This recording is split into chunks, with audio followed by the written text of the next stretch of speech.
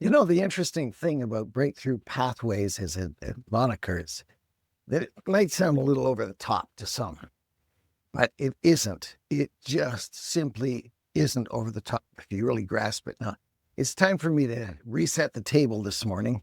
And if you haven't got a copy of the book, I hope you'll go get one because it's a very important precursor to the kinds of things we're talking about today. This is a way to take a look at the people in your church and learn how to concentrate those who will do what they said they were going to do. That's a very important thing because I've found down through the years that the people who say, oh yeah, I'm so going to do that, I'm all excited about it. They start with great enthusiasm and then they run into what we might call radioactive half-life. In 90 days, their motivation is, well, yeah, I've been meaning to. And if they don't get to it within a year, they're down to about 6% of motivation of the thing that they thought was the most important thing a year ago. And I found this true in people joining a church board for the first time. I remember one guy who said, well, there's no reason why a church board meeting should go till after 9:30 at night. And he had some experience in business.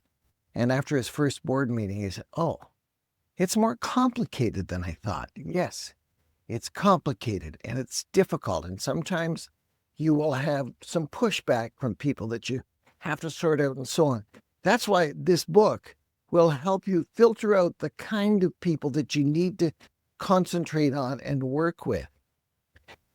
In the email that I sent out earlier today, it dealt with this whole question of how many missionaries are there in the world? Now, that's kind of tough to figure out. And nobody knows exactly, but there are approximately 400,000 people who are Christian and missionaries in the sense that they've gone to a place away from home.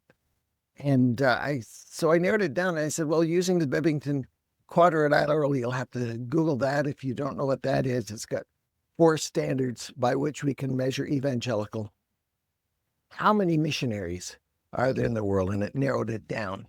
And the number is really, you get a range of numbers, anywhere from 90,000 up to 120,000 from North America going elsewhere. But there's lots of evidence that from the other parts of the world, going from, Asia to South America and back and forth and so on, there's at least double that number of people who we would class as Bevington, according to the Bevington quadrilateral, which is really it's a fancy way to say things that you already probably knew.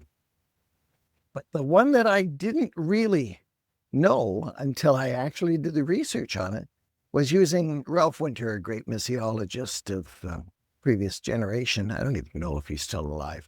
But he had identified with these fancy numbers E0, E1, E2, and E3.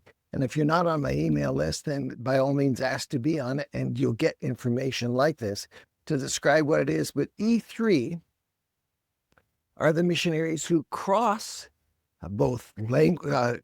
They do not working with church people. They cross language barriers. They cross cultural barriers. They cross geographical barriers to go and reach people with the gospel. Of those who are dealing with the people who really are not even Christianized in any way, shape, or form, the research that I can come up with is about 3,000 of them. That's all there is.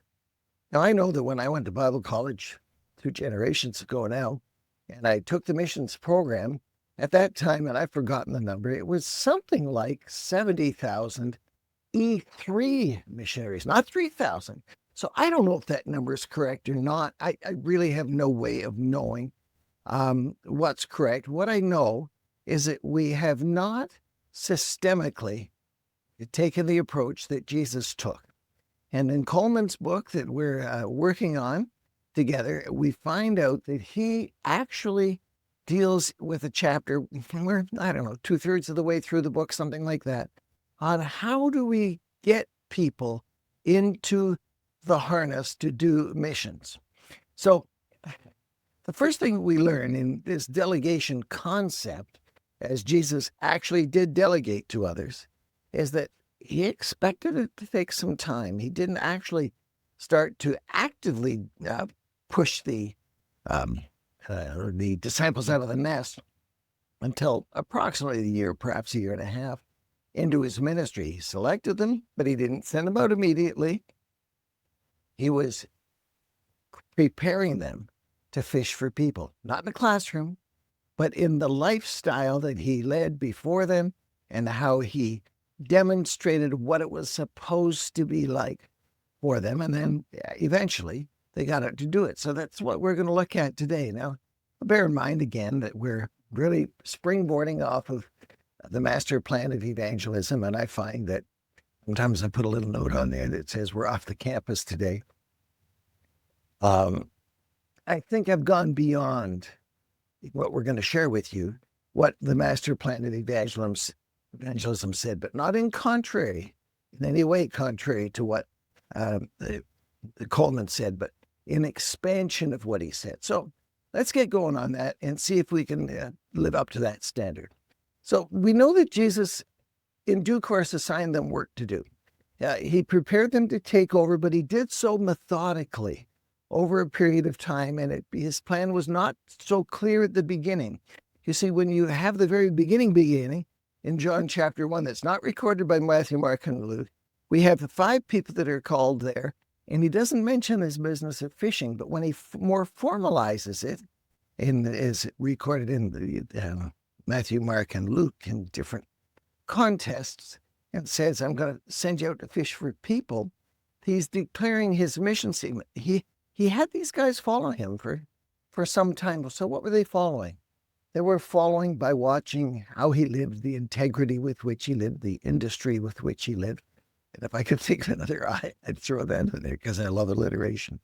I don't. Individuality, I'm not sure. I think that it's very important to understand that they walked with him. They lived with him. He didn't rush them into action. Interestingly, they were eager. When he called Matthew, the first thing he did was he threw a house party, invited all his buddies. And people got all bent out of shape over the fact that Jesus would go there with those kinds of people. I got to bear in mind that he's working from a Jewish culture, and Matthew, Levi, was a turncoat. He was working for the Romans, and he was not totally well accepted. But he wanted others to get to know Jesus, and there were other incidents like that. So they watched him for quite some time, and he kept the vision before them alive without including a lot of detail. So if we roll that forward to today, I have a tendency to roll out too much information to people too soon and perhaps scare them away, where you've got to build a bond first. And he selected them quite some time before he sent them. You've got in Matthew and Luke the specific selection events, trying to remember where everything is. When he went up a mountainside, he prayed about it, and out of his disciples, a larger group, he selected 12. We all know that one of them was a wipeout. So it was later than that selection that he sent them out. So this was their equivalent to our seminary kind of training today. Although our seminary training is not at all like Jesus' training. Jesus' training was on the road in just-in-time learning as he ran into groups and people and so on. That's how they learned. They didn't learn from any textbook. They hadn't studied any of the deep theology. We can assume, because of what we find out later, that they did know a fair bit of what we would call the Old Testament scriptures. But there is lots of this active, deliberate training, not just, hey, let's hang out together, but intentionality on the part of Jesus to move them forward. And so they watched him before they went out to work. And that's so important, that we open ourselves up to having people watch us do the work. Now, the first mission of the 12, there's another one recorded in Luke, and we'll deal with that next week when he sends out textual variant, 70 or 72. It doesn't matter. A bunch of disciples which may or may not have included the 12. I think they probably did. And Matthew, Mark, and Luke all agree on the sending out of the 12, and this is what we're going to drill down on today. And because each of them adds his own details, we're uncertain about a few of the details of what the differences really made. But what differences? What am I trying to say? What the differences in the Gospels represent, and we're not entirely sure. And there's lots of pretzel bending, backflipping, sort of stuff that theologians do to try and sort it out. I have a good answer for all this. I don't know. It's above my pay grade. Can't figure it out. But the three parallel accounts are in Matthew, Mark, and Luke, and they all describe one sending event of the 12. Now, in Matthew in particular, he says, go to the house of Israel, go to the insiders, the people you already understand best, and avoid those other people and the Gentiles and those Samaritan towns and so on. Go to the lost sheep of Israel first. Now, Mark and Luke don't throw that in, and that's okay. That wasn't their focus. You see, Matthew's focus is quite clearly in a number of different planes when you look at it, or a gospel written for the Jewish people of the day. Now, there's a wide statement here that Jesus sent them out in pairs. It's hard to get out there and do the work of God. And it's hard for somebody to go into an area and start a church or a ministry by themselves. It's really, really hard. And we believe that's why Jesus sent them out in pairs, and so that these partners could share that hard road together, and that companionship strengthened them on their mission. Things that I quite frankly don't fully understand, but I believe that they were limited within the framework of Jesus' ministry. And some people want to replicate those today. And while they claim to do so, there may be some evidence that they are less evidence than they would claim. Let's put it that way. Authority over demons. Well, we don't even acknowledge that there are demons today, but if there were demons, then there's demons now. So there are some people who have an exorcism ministry.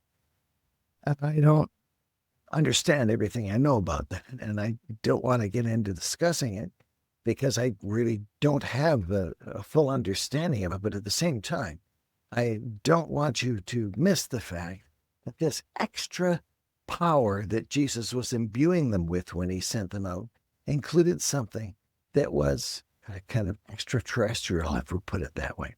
The power to heal. And they went out and they came back and they actually achieved some of this.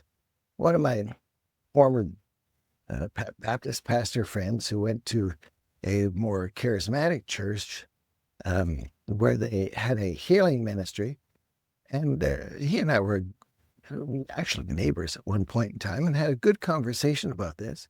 And I said, so of all the people that you have in your healing ministry, how many of them are actually healed? And he said about 5%. That would have been failure in Jesus's terms. Well, 1 out of 20 is not real good odds if, in fact, the demonstration is to be that we healed people around here. People would see the 19 a lot sooner than they'd see the 1. So the authority of Jesus was transmitted through these apostles in what appears to me to be very different than the situation that we have today. But one thing that is true there is they were all sent out to preach. And it was phrased in different ways by the different gospel writers. You can see those on the screen. But it was always, there was a message connected with the authenticating miracles that were there behind them. Now, there is one troublesome issue in these 3 gospels taken together about the piece of wood that they took with them. And it's not really about the piece of wood. It's about their hearts.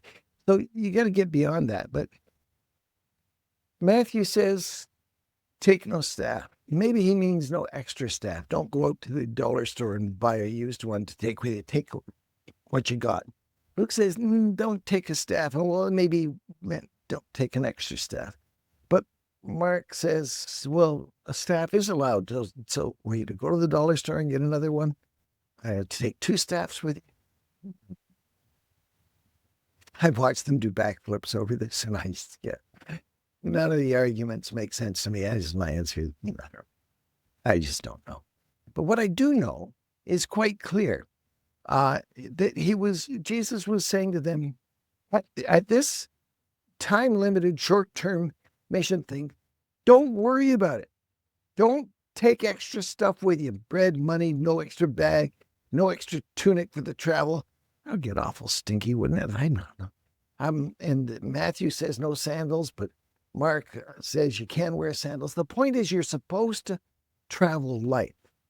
Now, these things that are taught in these events, we've got to remember, this was a time-limited event out of which we may lift principles, but not necessarily rules that we would say today. But in that connection, we've got lots of mission agencies trying to send missionaries, and some mission agencies say, we won't accept you until you got all your student debt paid off. I think that's a crazy stand to take. If it's $400 a month payment, just raise the extra $400 to pay off student loans if you've got. But they're trying to say you've got to travel light. Yeah, well, you also got to get out there and do it as well. So I don't really, I'm not running one of those agencies. So I'm just saying, well, if you send a young couple away who are really hot to trot and ready to go, they've got passion for the ministry today, if you don't get them engaged real quick, their passion will diminish over time. I got a lot to say about that in an upcoming book. Still meaning to. It's powerful stuff that will help you. I sure hope you get a copy of the book when they get it out there pretty soon, I hope. But Jesus said, this is the way it is. You go to a village and you find a worthy person, a gatekeeper, one individual who's going to respond. You're looking for one. And you stay in his home. Now, I don't think this was about the hospitality inherent in that. I think it was about the gabbing times over the cup of tea late at night, and where these individuals in this one house would see these disciples and how they were weary, but how sincere and how much they sought so deeply to follow Jesus. I think it was more the training of that one individual. But all of the 3 Gospels mention this. Don't try and move from place to place. Don't try and spread your effort and your fundraising capacity. Focus in on the people who are actually going to move. And if you can't find somebody to do that, shake the dust off your feet and move on to the next place. Should that principle apply today, where if a missionary is serving in a place or a pastor is serving in a place and he can't find even one truly responsive person, should he move on? I think he should consider it. I'm not so sure I think he should do it, but I think he should think that through as he moves forward. Now, when they went out and they came back, they actually did call people to repentance, and people did respond. They drove out demons. They did heal the sick where they went. And Matthew and Mark report these results. Mark and Luke report these results. Matthew doesn't report the results, but it's all the same mission of the 12. And so there were actual tangible results. So we have to assume that when they got to a place, they did find that one person to start with. It always starts with one. And when we get to next week, we'll see that it's multiplied out from there in the next time that Jesus actually sends people out. There are differences. Each writer had their own focal point, their own purpose. But the core mission was exactly the same. Preach, heal, trust the Lord, find that one, move on. Jesus' teaching here was an actual example of how things should work. for the disciples. And I'm sure that as they moved through into the post-Pentecost days when they tried to move out, they found resistance. But people need to see you actually doing it, putting your money where your mouth is, putting yourself out there and taking a risk that others might not be willing to take to demonstrate the gospel. It beats explaining it. You can't teach this in a classroom. You can only teach it by going out there and taking a few hard knocks. That's how you learn to do it. So this was a short-term mission that Jesus is talking about in these passages. And I think that it's fair for us to say that, well, we can't lay down specific rules out of these passages. We can capture the mind of God as expressed by Jesus, who gave them specific instructions, didn't just send them out there willy-nilly, gave them specific instructions, raised their expectations, and didn't go with them. Now, it's really important that we understand that. He didn't go with them. He probably was in a neighborhood, as it were. But they went to various places, tour to this place, tour to that place. We don't know how they were paired up. For example, we don't know if James and John, his brothers, went together. My hunch would be that they would be split up so that they could have the firsthand experience of working with someone who was not exactly like them, because that's what they're going to have to do going forward. We can pick up some principles. The idea of focusing in on a neighborhood, and it only takes one. Where you find that one responsive person, because that one responsive person has a network. And that one can lead you to 4 or 5 who can lead you, and each of those can lead you to 4 or 5. And it multiplies out very, very quickly. You can interpolate, not extrapolate from that, but you can extrapolate the idea of one person being important. And that one person, according to Paul in 1 Corinthians, as he moved forward, he says, they were a motley crew. You were a motley crew, but God's used you. And you can't say, oh, well, I'll go and win the mayor to Jesus. Well, by all means, give it a shot. Paul demonstrated that he went to the big wigs. But you take what you get. The person that God puts in your path, don't try and figure it out.